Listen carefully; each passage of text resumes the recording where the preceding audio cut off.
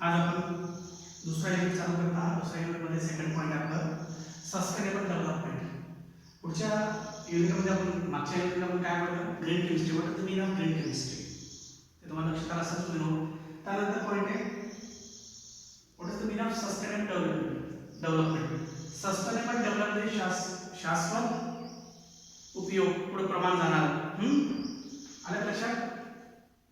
Development म्हणजे विकास, शाश्वत विकास म्हणजे फ्युचरमध्ये तुमचा विकास कसा वाढणार, कशा प्रकारे वाढणार, त्यावर एक रिपोर्ट आहे.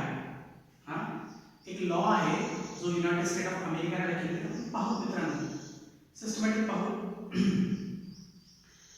काय पॉईंट आपला sustainable development. What is the meaning of sustainable development म्हणजे शाश्वत विकास. म्हणजे तुम्हाला गवाही पुढचं तुमचं जो भविष्य आहे तो कसा डेव्हलप होणार आणि कशा प्रकारे ते आपल्याला पाहायचं. बघा काय, the world commission of environmental and development, काय म्हणतो, world commission of environmental development. त्या काळामध्ये सर्वात जास्त United state of America, United state nations 1987 मध्ये एक रिपोर्ट आलेला ब्रुकलँड कमिशन. काय करतं, एक कमिशन, ब्रुकलँड कमिशन नावाचे एक रिपोर्ट तयार केली. कोण केली? United nation state, USA, United state of nation यांनी 1987 मध्ये एक रिपोर्ट तयार केली. त्या रिपोर्टचं नाव आहे ब्रुकलँड कमिशन. या ब्रुकलँड कमिशन मध्ये what is the meaning of sustainable development, how to increase और how to use of the sustainable development बद्दल सांगितलेलं आहे. सस्टेनेबल डेव्हलपमेंट म्हणजे काय आहे, कशा प्रकारे तुम्ही तुमचं भविष्यात विकास करू शकता. विकास करता करता एन्व्हायरमेंट इकॉनॉमिकली हे तुम्ही कसं त्याला संवर्धन करणार, त्याला कसं, म्हणजे तुमचा विकास चालू आहे आणि इकडे एन्व्हायरमेंट इफेक्ट असं नाही. विकास चालू आहे, पर्यावरण सुद्धा सुरक्षित आहे, तुमचा विकास चालू आहे, इकॉनॉमिक सुद्धा वाढते. हे अशा प्रकारचे पॉइंट्स आहेत त्या प्रिन्सिपल्स आहेत त्यांनी सांगितले. कोण? ब्रुकलँड कमिशन. आलं लक्षात. बघा मित्रांनो, the World Commission on Environmental and Development, Brundtland Commission, in its report to the United States nation in 1987 defined sustainable development as meeting the needs of the present without compromising the ability of future generation to meet their own needs. म्हणजे तुमच्या भविष्यात तुम्हाला जे लागणार आहे त्याला कुठेही sacrifice म्हणजे कुठेही बांधिली नाही असे तुमचे नीड्स प्रोव्हाइड करणे. That is the meaning of the sustainable development. आलं लक्षात. सिंपल डेफिनेशन मित्रांनो, काय म्हणते definition? That is the definition is what, sustainable development at meeting the needs of the environment without compromising the ability of future generation to meet their own needs. म्हणजे their म्हणजे स्वतःच्या, आमच्यासाठी, कोणासाठी? Human बीइंगसाठी, मानवासाठी भविष्यात जे नीड्स असणार आहे त्याला कुठेही सॅक्रिफाइस किंवा समाधानकारक भेटणे. आलं लक्षात. Then the sustainable development is also is the organising principle for meeting human development goals while which simultaneously sustaining the ability of natural system to provide the natural resources and ecosystem services on which the economy and the society depends. आता हा जो sustainable development आहे मित्रांनो, हा sustainable ही एक organisation आहे. काय report होती? ब्रुकलँड कमिशन 1987. ह्या रिपोर्ट मध्ये काही प्रिन्सिपल दिलेले आहेत. काही प्रिन्सिपल कशाबद्दल दिले? it is a defined, it is a meeting for human development goals. म्हणजे मानवाच्या विकासासाठी काय लागणार आहे, काय काय केलं पाहिजे, कोणासाठी? मानवाच्या विकासासाठी. Human development goals while which simultaneously sustaining the ability of natural system, निसर्गापासून जे तुम्हाला भेटते, to provide the natural resources.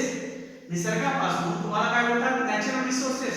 Resources तुम्हाला माहिती आहे, जे रिसोर्स भेटतात, एनर्जी असो, जे भेटतात तुम्हाला त्याचा यूज, आणि इकोसिस्टम सर्व्हिस, परिसंस्था तुम्हाला काय, परिसंस्था काय काय भेटतो? काय? Natural resources and ecosystem. Resources and ecosystem.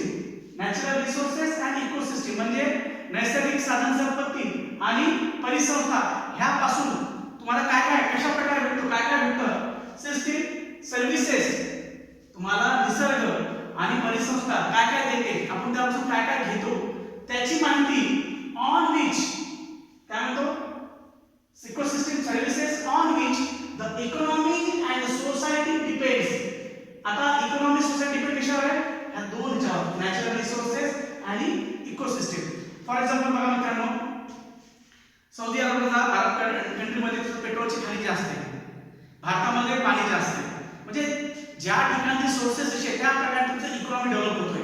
आता तुम्ही जर आपण पाहिलं भारतामध्ये पेट्रोल डिझेल भाव 80-90च्या दारात आहे, पण फॉरेनमध्ये जा युरोपियन कंट्री किंवा सौदी अरब ह्या ठिकाणी पेट्रोल डिझेलचे भाव फार कमी आहे, निम्मे प्रमाणात 20-25%, 20 रुपये 25 रुपये. का?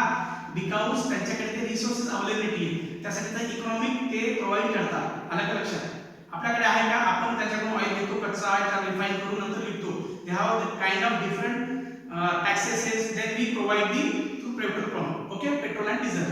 That is the important factor. What the economy and the society depends on what, कशावर डिपेंड आहे, natural resources and ecosystem.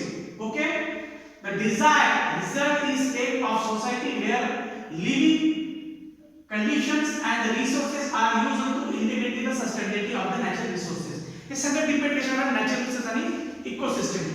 The modern concept of sustainable development is derived mostly from the 1987 Brundtland report. आता हे हा जो Brundtland report जो आहे 1987 मध्ये United state of अमेरिकेमध्ये यांनी भविष्यात कसं आपण डेव्हलपमेंट, भविष्यात कसं प्रोग्रेस करायचं त्यावर त्यांनी एक रिपोर्ट जाहीर केला. आणि माझ्या मते रिपोर्ट 2015 पर्यंत एक्सटेंडेड होता, आता तो 30 पर्यंत वाढणार आहे बहुतेक. ना थोडं डिटेल तुम्हाला भेटेल तुम्हाला report. It is also reported in earlier ideas about the sustainable forest management and the 20th century environmental concern.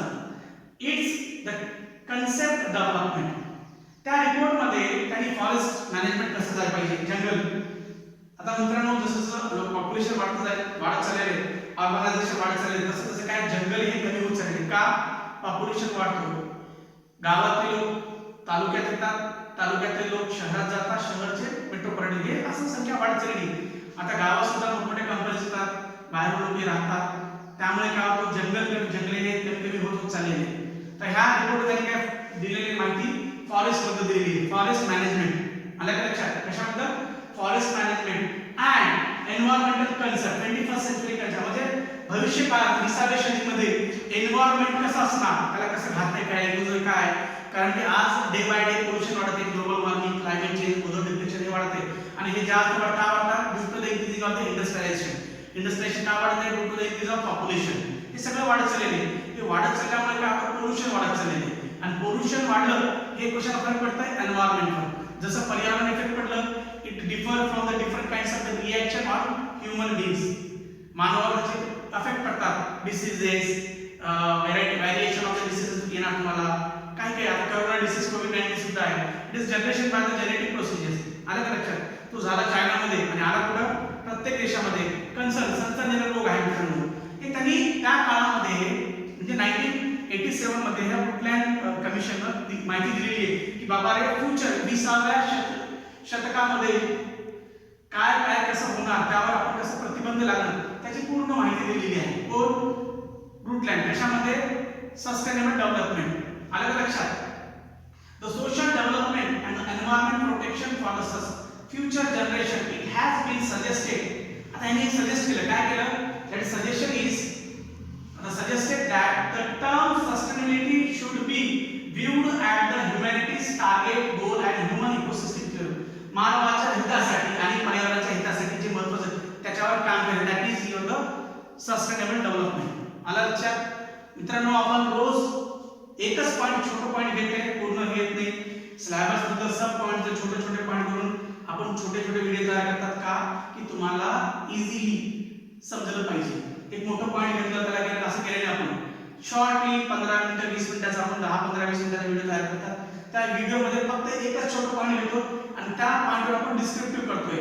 आलं का मित्रांनो?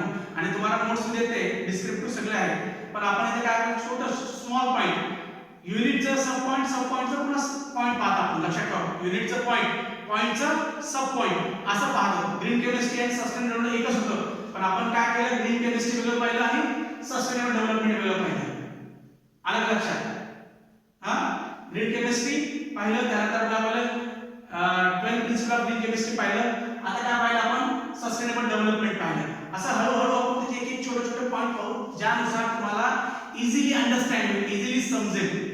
आलं का लक्षात मित्रांनो? कारण की आपल्याला लॉकडाऊनचं पिरियड चालू आहे, ऑनलाईन टीचिंग घेता आपण, त्या टीचिंगमध्ये मित्रांनो तुम्हाला काही समजत असेल, काही नाही समजत, कारण की ऑनलाईन व्हिडिओज आहेत. मी तुम्हाला फक्त झूमवर काय केलं, पण तुम्ही झूमवर येत नाही का, due to the reason of the covid. आपल्या ट्रॅव्हल एरिया असल्यामुळे आपल्याला इंटरनेट फॅसिलिटी जास्त नसल्यामुळे काही प्रॉब्लेममुळे आपण होत नाही कनेक्शन. त्यासाठी आपण काय करतोय, सिंपली तुम्हाला नोट्स आणि युट्यूबवर तुमचे, माझ्या युट्यूब चॅनल तुम्हाला व्हिडिओ अपलोड करतोय आणि ते व्हिडिओ तुमच्या व्हॉट्सअप ग्रुपवर सुद्धा अपलोड करतोय. त्याला निवांत पहा मित्रांनो, विद्यार्थी मित्रांनो, त्याला पहा, एकदा पहा, एकदा नोट्स वाचा, पुन्हा पहा, नोट्स वाचा. नाही समजलं तर तुम्ही मला कॉल करा. माझा नंबर सध्या तुम्हाला चालू आहे, व्हॉट्सअपवर मेसेज करा, पर्सनल करा, ग्रुपवर करा. मला आतापर्यंत काही जणांचे मेसेज आले असेल, त्यांना मी त्याचा रिकव्हरी क्युरीज क्लिअर करत आहे. ज्यांना आणखी समजत नाही त्यांनी मला कॉल करू शकता, पण विचार. आणि लक्षात, तर हा आपला मित्रांनो सस्टेनेबल डेव्हलपमेंट आहे. पुन्हा एकदा पाहू, what is the definition of sustainable development. Sustainable development at meeting 19 sustainable काय, the sustainable development is reported on Brundtland Commission in 1987, which is defined as sustainable development at meeting the needs of the present without compromising the ability of future generation to meet their own needs. आलं का लक्षात? काय म्हणलं आहे, की future जनरेशनचे जे need आहे, कोणतेही कॉम्प्रोमाइज, कोणतेही कशावर एक न करता तुम्हाला जे तुमच्या फ्युचरचे नीड्स भेटतील, त्याला सस्टेनेबल डेव्हलपमेंट, शाश्वत विकास उद्दिष्टे मराठीमध्ये म्हणतात. आलं का? हा, सस्टेनेबल डेव्हलपमेंट काय आहे, ऑर्गनायझेशन आहे, हे काही प्रिन्सिपल तयार केले, त्या प्रिन्सिपल नुसार त्यांनी म्हटले sustainable development is organising principle for meeting human development goals by which simultaneously sustaining the ability of natural ecosystem to provide the natural resources and ecosystem service. आणि काय केले, which is only provide the what, environmental natural resources and ecosystem service. मित्रांनो, आपल्याला जो भेटतो, जे आपण घेतो सगळं नॅचरल रिसोर्सेस आहेत, आणि कशामध्ये येतो, इकोसिस्टम म्हणजे परिसंस्था, नैसर्गिक साधन संपत्ती आणि परिसंस्थेपासून आपल्याला भरपूर नीड्स आहेत. त्या नीड्सला आपण यूज करतो त्यासाठी, which is use for the economy and society depends. आपल्या जगण्यासाठी, आपल्या राहण्यासाठी आपण करतोय वेगवेगळ्या प्रकारचे. आलं का लक्षात? हे आहे. आणि त्यानंतर त्यांनी काय म्हणाले, सजेशन दिलेले काय, he was suggested that the term sustainability should be viewed as humanity's target goal of human ecosystem equilibrium. फक्त मानवासाठी आणि पर्यावरणासाठी हा महत्त्वाचा आहे. काय, सस्टेनेबल डेव्हलपमेंट. तर मित्रांनो, मला असं वाटतं तुम्हाला इथे कळलेलं आहे. आपण इथे थांबू, पुढचं लेक्चर पुढे घेऊ, आणि जर काही वाटतं तुम्हाला काही प्रॉब्लेम असतील तुम्ही कॉल करा किंवा विचार करा. धन्यवाद, थँक्यू.